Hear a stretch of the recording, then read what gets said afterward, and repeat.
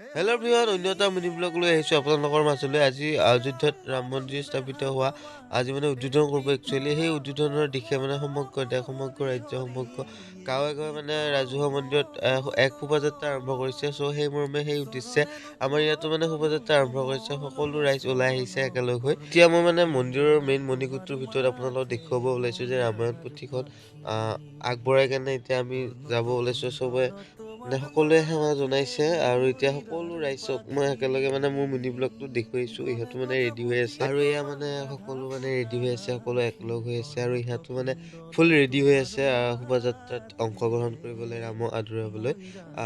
এতিয়া আমাৰ মন্দিৰটোৰ মণিকূটটো 3 পাক ঘূৰা হ'ব, তাৰপিছত আমাৰ যাত্ৰাটো আৰম্ভ হ'ব আৰু ফুল 3 পাক ঘূৰাৰ পিছত সকলোৱে একেলগ হৈ শোভাযাত্ৰা সেইখন লৈ কেনে আলোচনা কৰি আছে আৰু ইয়া আমাৰ শোভাযাত্ৰা আৰম্ভ হৈ গ'ল। আৰু লাষ্টত মই ফটো আকাৰে আপোনালোকক দেখুৱাব লগা হ'ল, কাৰণ ভিডিঅ' কৰিব নহ'ল। এয়া আগত জেঠা ৰামায়ণখন মূৰত লৈ কেনে যাই আছে আৰু এইকেইটা হৈছে আমি শোভাযাত্ৰা। আজি মিনি ব্লগটো ইয়াতে সামৰিছোঁ। নেক্সট মিনি ব্লগত লগ পোৱাৰ আশাৰে বাই বাই। আৰু নতুন এটা ব্লগ আহি আছে বহুত দিনৰ মূৰত, সেই ব্লগটোত চ' সকলো ডিটেইলছ আপোনালোকে পাব। চ' নেক্সট মিনি ব্লগত লগ পোৱাৰ